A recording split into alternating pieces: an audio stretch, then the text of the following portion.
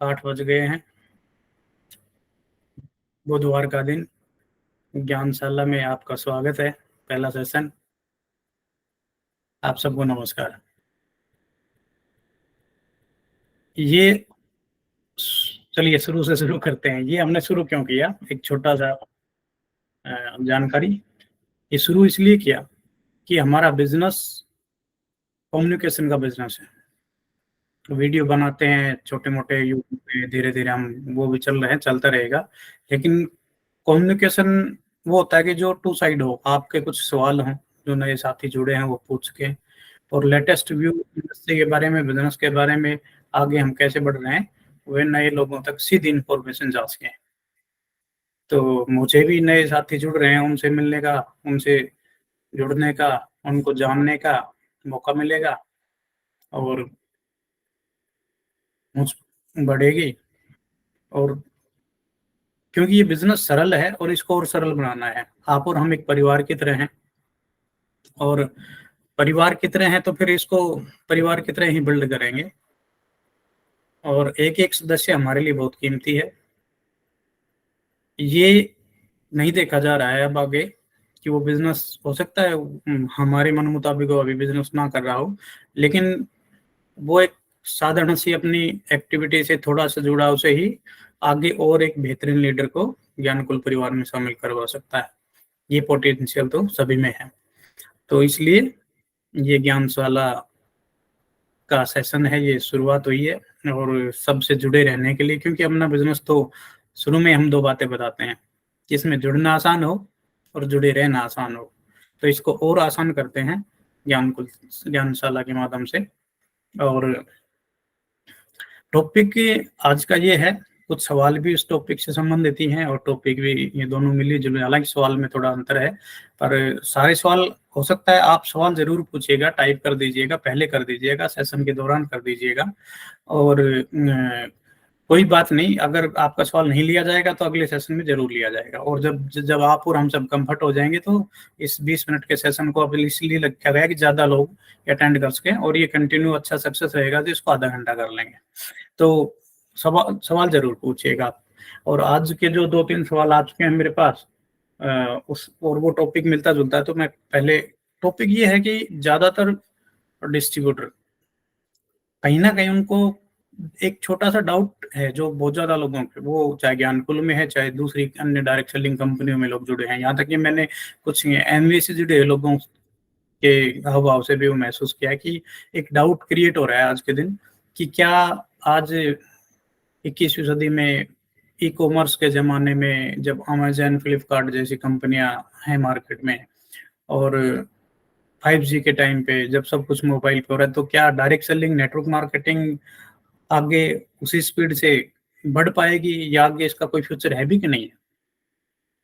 और इस सवाल, ये छोटा सा डाउट है, तो आदमी जो भविष्य के सपने देखता है 5 साल 10 साल बाद, तो उसको लगता है पता नहीं यार क्या होगा 5-10 साल बाद। दूसरा, चारों तरफ जो माहौल है डायरेक्ट सेलिंग इंडस्ट्री या नेटवर्क मार्केटिंग, इसमें दो अभी फिलहाल माइनस पॉइंट चल रहे हैं, और वो अस्थायी है वैसे तो। उनको, उनकी चर्चा करके मैं आपको क्लियर करूँ कि वो क्या है। क्योंकि डायरेक्ट सेलिंग इंडस्ट्री या network marketing business, multi level marketing business, हम 3 नामों से इसको बोलते हैं।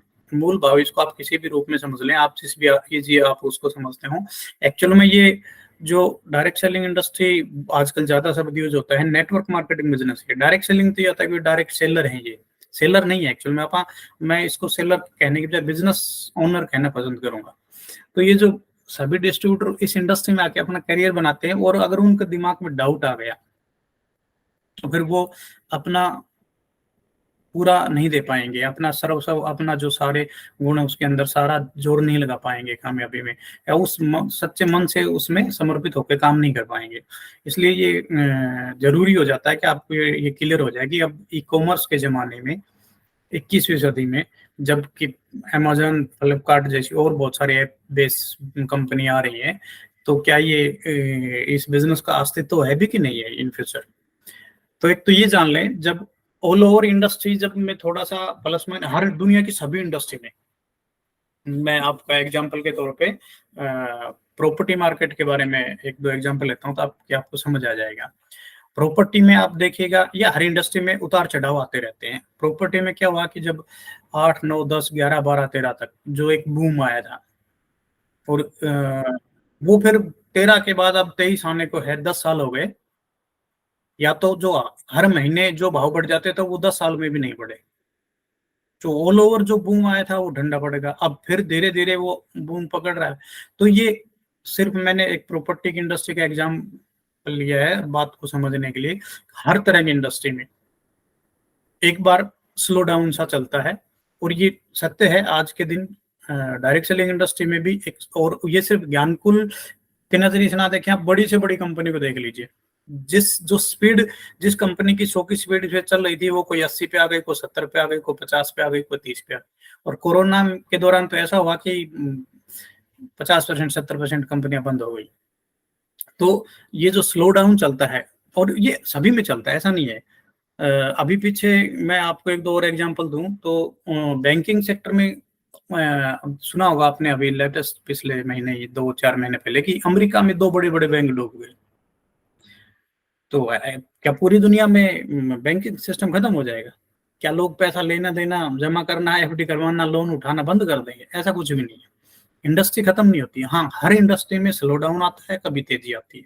तो ये उतार चढ़ाव, जैसे वो कहते हैं ना कि भाई ईसीजी में आपकी लाइनें ऊपर नीचे हो रही तो आप जिंदा हैं, और अगर वो सीधी हो गई तो डेड हो गई। तो वो ये ऊपर नीचे, ये जीवन का सत्य है। ये हर जीवन में, हर इंडस्ट्री में, हर इंसान के जीवन में, आपके मेरे में, ये ऐसे चलता रहता है। तो ये स्लो डाउन हो जाना अस्थायी तौर पे होता है, और हर इंडस्ट्री में होता है। ये डायरेक्ट सेलिंग इंडस्ट्री में भी एक बार, एमवे जैसी बड़ी दिग्गज कंपनी जो दुनिया भर के सैकड़ों देशों में जिनकी प्रेजेंस है, पिछले सैकड़ों सालों से वो लोग लगे हुए हैं, उसके बावजूद उनके भी देखेंगे तो कुछ ना कुछ सेल्स के जो टर्नओवर के जो टारगेट हैं वो अचीव नहीं हुए, कम हुए हैं। परसेंटेज वाइज देखेंगे तो माइनस में भी गई हैं कंपनियां। तो इसका मतलब ये नहीं कि इंडस्ट्री, हर इंडस्ट्री में आता है, चाहे वो बैंकिंग हो, आईटी हो, कुछ भी हो, इंफ्रा हो। तो ये लेकिन अब एक टाइमिंग होता है, और आने वाला जो समय है वो डायरेक्ट सेलिंग इंडस्ट्री के लिए और बेहतर क्यों है, इसके लिए थोड़ी चर्चा करते हैं। कि जो आने वाला समय है, जो उससे उस पे भी आने से पहले एक चीज होती है टाइमिंग।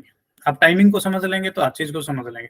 टाइमिंग, हालांकि ज्यादातर लोग समझते हैं कि भैया ये बंदा उस टाइम कर पाया, तो ये सौभाग्यशाली है कि इसको सही मौका मिला। एक्चुअली में उसको सौभाग्य कह लीजिए, वो टाइमिंग कह लीजिए। जैसे कंप्यूटर इंडस्ट्री की बात करें तो कंप्यूटर में जब बिल गेट्स पढ़ रहा था, उस टाइम 10वीं क्लास में था शायद, 10वीं 11वीं क्लास में, और वो अपने कॉलेज में नहीं गया, उसने स्कूल छोड़ के और कॉलेज ज्वाइन नहीं किया, उसने अपना बिजनेस शुरू कर दिया कंप्यूटर का। और उसने अपनी माइक्रोसॉफ्ट शुरू की, बाद में वो बहुत कामयाब हुआ, पूरी दुनिया का ऐसा भी समय आया कि वो दुनिया का सबसे अमीर आदमी बना रहा कई सालों तक। तो वो टाइमिंग का खेल है सारा। अगर उस टाइम वो डिसीजन ले लेता कि नहीं पहले पढ़ाई पूरी करेंगे बाद में देखेंगे, लेकिन उस टाइम वो, उसका इंटरव्यू जब आप सुनेंगे तो वो कहता है कि मुझे लगा कि अब इस काम में मैं नहीं उतरूंगा तो मेरे से पहले कोई और उतर जाएगा। तो वो वो कहते हैं कि भाई दूसरा लक कह लीजिए, टाइमिंग कह लीजिए। एक लक की बात ये भी रही है उनके साथ कि वो जिस कॉलेज से ड्रॉप आउट हुए थे, जिस स्कूल में वो पढ़ते थे, उस स्कूल, वो एकमात्र कुछ अमेरिका के गिने चुने स्कूलों में कंप्यूटर शुरू हुआ था, और वो उस स्कूल में पढ़ते थे। और तो इसलिए उसका रुझान, उसका लगाव उसकी तरफ हुआ, और उसको लगा कि मुझे तो इसमें उतरना है, और वो पढ़ाई वढ़ाई छोड़ के और बाहर जाके उस बिजनेस में उतर गए। और ये टाइमिंग होती है सही समय पे। मैं भी कई बार मीटिंगों में, अपनी मीटिंगों में भी आपने सुना होगा, या अन्य अपने लीडरों से सुना होगा कि सही समय पे सही लोगों के साथ सही दिशा में सही कदम उठाना ही सौभाग्य है। तो समय, एक टाइमिंग का बहुत बड़ा रोल होता है। तो ये जो मेरा मानना है, स्पष्ट मानना है, उसके अपने लॉजिक भी है, कॉमन सेंस आपको समझ भी आएगा कि ये डायरेक्ट सेलिंग इंडस्ट्री का सबसे सही टाइम शुरू हो रहा है। क्यों शुरू हो रहा है? भारत सरकार ने कानून बना दिए हैं। अगर इस इंडस्ट्री को सरकार ने एक्सेप्ट नहीं करता ना होता, तो इसको लेके बाकायदा जो सेक्रेटरीट पूरा एक टीम बिठाई है, जो कानून बनाए हैं पिछले 5 7 10 सालों से, जो इसके ऊपर काम कार्रवाई हो रही है, और उसके बाद जो रूल उन्होंने फिर अपडेट भी हुआ, लेटेस्ट पर वीडियो डाला था। तो ये सारा सरकार जो कर रही है, ये उनको समझ आ रहा है कि हाँ ये इंडस्ट्री के लोगों के लिए जरूरी है, सही है, और इसमें किसी भी तरह का कोई ऐसा नहीं है कि इसको बैन कर दिया जाए। जैसे अब दूसरा एक नेगेटिव पहलू ये था कि मैं जो कह रहा था कि जितने भी फ्रॉड हुए हैं, इस बात को ध्यान से सुनिएगा, जितने भी फ्रॉड हुए हैं, जितने भी स्कैम हुए हैं, या ये स्कैम हो रहे हैं, या इसमें कुछ चांस है आगे भी हो, तो वो सब नेटवर्क मार्केटिंग या डायरेक्ट सेलिंग इंडस्ट्री के नाम पे या के आड़ में हुए हैं। आप यहाँ तक के देखोगे कि जब कोई टेक्नोलॉजी आती है, कोई नई चीज आती है, तो उसका दुरुपयोग पहले होता है। वो जिस चीज के लिए बनी होती है, चाहे वो ब्लॉकचेन ले लीजिए, क्रिप्टो ले लीजिए, या और चीजों के, अच्छा लोगों ने तो यहाँ तक किया कि क्रिप्टो का और एमएलएम का संगम बना के ऐसा हाइब्रिड सा बना लिया कि भाई अब उसको भी उसमें ले आएंगे। तो मतलब लोग गुमराह बहुत जल्दी होती हैं। एक्चुअल में ज्यादातर लोग बहुत सारे वो कहते हैं कि जब भाई लालचियों के गांव में ठग भूखे नहीं मरते, तो वो ठग भी नए नए लालच पैदा करते हैं, लोग जल्दी लालच में आ जाते हैं। और वो इसलिए मैं कहता हूं कि आप अगर सही सही बिल्कुल सटीकता से जान ले डायरेक्ट सेलिंग इंडस्ट्री क्या है, तो आप किसी भी लालच में नहीं फंसेंगे। खैर, अपना मुख्य मुद्दा है, टॉपिक ये है कि आने वाले समय में इसका जो महत्व है, इसकी जो वजूद है नेटवर्क मार्केटिंग का, ज्ञानकुल का, वो बड़ा शानदार है। क्यों है? क्योंकि ये कोई सिर्फ ऐसी चीज नहीं है कि इसको कोई चीज, मतलब इसको कोई चीज रिप्लेस नहीं कर सकती। क्यों नहीं कर सकती? क्योंकि ये मानवीय व्यवहार से जुड़ी हुई बात है। जब आप इसका मूल तत्व जानेंगे डायरेक्ट सेलिंग इंडस्ट्री का, मैं दोहरा देता हूँ, हम कई बार बात भी करते हैं, इसका जो असल मूल तत्व है, जो इसकी जड़ है इस बिजनेस की, वो कहाँ है? वो है कि कोई भी कस्टमर, कोई भी आम आदमी, कोई भी आम ग्राहक प्रोडक्ट इस्तेमाल करेगा, और इस्तेमाल होने के बाद वो महसूस करता ही है कि मुझे ये अच्छा लगा, महंगा पड़ा, सस्ता लगा, इससे मैं ठेक हुआ, वो फील करेगा। और उसके बाद जो उसकी फीलिंग है, उसको वो रिकमेंड करेगा, उसकी हैबिट है। एक तो है उसकी जरूरत प्रोडक्ट को यूज करना, और दूसरी है उसकी हैबिट। जो हैबिट है ना कि मुझे अच्छा लगा, वो शेयर करता है। वो और किसको बताएगा? वो अपने परिवार में बताएगा, दोस्तों को बताएगा, रिश्तेदारों को बताएगा। तो जितनी भी लेटेस्ट टेक्नोलॉजी आ रही है, वो उसको, उसके अनुभव को शेयर करने में सहायक ही होगी, ना कि अड़चन बनेगी। तो वो और अपने अच्छे से जिसको लगेगा कि ये प्रोडक्ट तो बढ़िया है, वो उस प्रोडक्ट का मेरे को ये बेनिफिट हुआ, तो वो पहले ये था, बाद में ये हुआ, तो वो उसको जल्दी ज्यादा लोगों तक उस बात को पहुंचा पाएगा, अपना स्टेटस लगाएगा, उस प्रोडक्ट का लगाएगा, खुद के क्या फायदे है उसके बारे में बता पाएगा। तो ये टेक्नोलॉजी आपके उस एक्सपीरियंस को शेयर करने में मददगार होगी, ना कि अड़चन बनेगी। तो चाहे आपके चैट जीटीपी आ जाए, कुछ भी आ जाए, या और कितनी भी एडवांस टेक्नोलॉजी आ जाए, आपको कभी भी ये नहीं लगेगा, ये समझ लीजिए, हाँ आप ही खुद ईमान के दिमाग में दीवार खींच के बैठ लाए, नहीं भैया अब तो ये नहीं चलेगी, तो आप फिर झुक जाएंगे इस अवसर। तो ये मान लीजिए, इसको मैं एक दो और एंगल से बताता हूँ, अलग वजह बताता हूँ इस बात की कि इसका फ्यूचर क्यों है। हमारा बिजनेस लोगों का बिजनेस है। नेटवर्क बनाने के लिए हम किस चीज का, लोगों का नेटवर्क बनाएंगे। तो लोग जितने ज्यादा लोग, और लोग कहाँ से आएंगे? भारत में तो खूब है, लेकिन लोग आएंगे, हर आदमी को तलाश है काम की, पैसा कमाना है। और ये भी सच है कि आम आदमी के लिए पैसा कमाने के जो अवसर है, वो थोड़े से सीमित होते जा रहे हैं। नौकरियां है नहीं। दो तरह की जॉब होती है, बंदा काम करता है तो, कोई ब्लू कॉलर जॉब या white collar job. White collar job तो लगा लीजिए जो ऑफिसर टाइप बाबू लोग बैठे बैठे काम करना है। ब्लू कॉलर लगा लीजिए जो स्वरोजगार टाइप, जो मेहनत करता है, हार्ड वर्क करता है, पसीने बहा के जो कमाता है, इस तरह समझ लीजिए। तो दोनों तरह की जॉब भाई, जो ब्लू कॉलर वाले हैं उनकी तो रोबोट मशीनरी इतनी आ गई कि एक मशीन हजारों का काम करती है, रोबोट काम कर रहे हैं। और व्हाइट कलर वालों का टेक्नोलॉजी आ गई, एक सॉफ्टवेयर हजार लोगों का काम संभाल रहा है। तो इस तरह करके जो जितनी भी एडवांस, हालांकि टेक्नोलॉजी नौकरी है, उस टेक्नोलॉजी के मुताबिक खुद को स्किल कर लेगा। आपका बच्चा आईआईटी में वगैरह में जाके कोडिंग वगैरह पढ़ के, तो उसको जॉब जल्दी मिल जाएगा, ठीक है। लेकिन सबको, आम ग्राहक के लिए, आम आदमी के लिए, जो पहले काम मिल जाते थे, वो काम करना मुश्किल बढ़ेगी। तो ये इतने ज्यादा लोग जाएंगे कहाँ? और दूसरा, प्रोडक्ट यूज करना, तो दुनिया कोई भी टेक्नोलॉजी आ जाए, बंदा सुबह से शाम तक नहाएगा, धोएगा, खाएगा, पिएगा, नहाना धोना खाना पीना। आपने कोरोना में देख लिया, सब कुछ बंद हो गया, ट्रेन बंद हो गई, जहाज बंद हो गई, बस बंद हो गई, बाहर निकलना बंद, ऑफिस बंद हो गया, वर्क फ्रॉम हो गया, लेकिन नहाना धोना खाना पीना तो थोड़ा सा बढ़ गया। आदमी मतलब कंज्यूम बढ़ा, और सारी कनेक्टिविटी फोन से होने लग गई, टेक्नोलॉजी इसलिए बढ़ी। खैर, इस इंडस्ट्री के ऊपर इसको आप इसके लिए कुछ बुक भी पढ़ेंगे तो भी आपको समझ आएगी, जब इसकी सटीकता से इसकी जो डायरेक्ट सेलिंग की असल परिभाषा को आप जानेंगे, समझेंगे, जब, या मैं कहता हूं जब आप 20-21 लोगों को प्लान दिखाएंगे, अब पूरा प्लान चारों पार्ट डिटेल से, तो आप खुद आपके अंदर से फीलिंग आएगी, यार ये इंडस्ट्री का तो भविष्य बहुत ज्यादा है, इसमें तो कुछ अड़चन आ ही नहीं सकती, क्योंकि नहाना धोना खाना पीना कभी बंद हो ही नहीं सकता, और जो हमें अच्छा लगा उसका रिकमेंडेशन बंद नहीं हो सकता। माउथ टू माउथ रिकमेंडेशन दुनिया की सबसे पावरफुल आर्ट है। अब हम मुंह से बोल रहे थे, पहले पड़ोसी सुन रहा था, मुंह से बोल लेंगे तो टेक्नोलॉजी के थ्रू बॉम्बे बैठा आपका रिश्तेदार भी सुनेगा, अमेरिका में बैठा आपका दोस्त भी सुनेगा, तो टेक्नोलॉजी आपको मदद करेगी। और ये इतने लोग जाएंगे कहाँ पर, हर जगह बेरोजगारी है, नौकरियां नहीं है, तो मार्केटिंग है ना, हमारी इंडस्ट्री है, हर आदमी। अच्छा, आप ये भी क्रिस्टल क्लियर होगा, जो जॉब कर रहे हैं वो भी पार्ट में अलग से दूसरा कुछ कर रहे हैं, हर आदमी एक्स्ट्रा पैसा कमाना चाहता है, एक्स्ट्रा आमदनी सबको चाहिए। एक ही घर में 4-4 लोग कमा रहे हैं, फिर चारों को एक्स्ट्रा क्या कर रहा है। तो इस इंडस्ट्री का आप भरोसा कीजिए, कुछ चीजें हम बीच बीच में इनको अपडेट देते रहेंगे, बहुत उज्जवल भविष्य है, इसका कुछ नहीं बिगड़ने वाला इस इंडस्ट्री का। हाँ, अब थोड़ा स्लो डाउन है, ये जल्दी ही वापस जब यू टर्न करके आएगा तो आप देखेंगे कि नई ऊंचाइयों को छुएगी इंडस्ट्री, और इतनी नई ऊंचाइयों को छुएगी, क्यों छुएगी, क्योंकि हर आदमी को अच्छे प्रोडक्ट चाहिए, और अब हर आदमी अपना फायदा भी समझने लग गया है, सोशल मीडिया का जमाना है। पहले जानकारी बहुत होती थी कम लोगों को, जो अखबार में टीवी में आ गए वही सत्य मान लिया जाता था।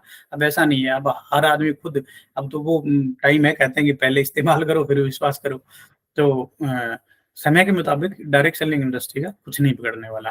आज का टॉपिक में ये आपका एक व्यू रखना चाहता था कि भाई ये इंडस्ट्री को लेकर डाउट ना पालें कि भविष्य में जो ई कॉमर्स का जमाना आ गया है, ये देखो टाइम चीजें आती रहती हैं, थोड़ा सा इफेक्ट करती है, 2-5-10%, बाकी जो साच को आज नहीं।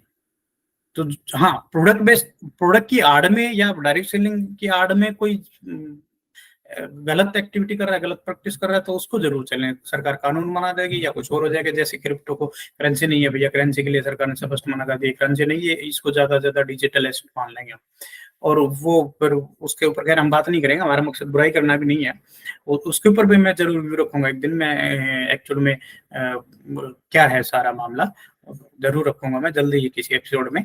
और आज का एक सवाल ये है कि क्या अब जो बहुत सारे इंडस्ट्री में, जैसे कि टेलीकॉम में हुआ कि भैया जियो का कब्जा हो गया, या एयरटेल, एक दो ही प्लेयर हैं, ऐसे ही पेट्रोलियम में देखेंगे कि भाई वो हिंदुस्तान पेट्रोलियम है, इंडियन ऑयल है, या रिलायंस है, तो क्या कुछ संग लोगों का कब्जा हो जाएगा इन फ्यूचर अगर ये इंडस्ट्री जिंदा रहेगी, तो क्या आम आदमी, देखिए जिस तरह टेलीकॉम में इसमें डायरेक्ट सेलिंग में ऐसा कोई चांस नहीं है। क्यों नहीं है, मैं वजह बताता हूँ 2-3।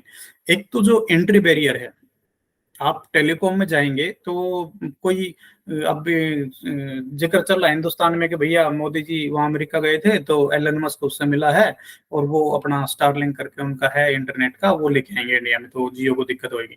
तो उतना बड़ा कोई प्लेयर आएगा वो तो टक्कर दे सकता है किसी को, क्योंकि उसमें एंट्री बेर आम आदमी नहीं जा सकता। उस आप और मैं चाहें कि टेलीकॉम में चले जाएं तो अरबों खरबों का पूरा इंफ्रा सेटअप जमाना पड़ेगा, टावर लगाने पड़ेंगे कितने, और कितना पूरा 5G का हमें वो स्पेक्ट्रम खरीदने पड़ेंगे, और बहुत कुछ, मतलब देख लीजिए ना आपने वोडाफोन का क्या हाल हो रखा है, मतलब अरबों खरबों घाटे में चले फिर भी नहीं सर्वाइव कर पा रहे हैं, और बड़े बड़े आइडिया और वोडाफोन सब मिलकर भी।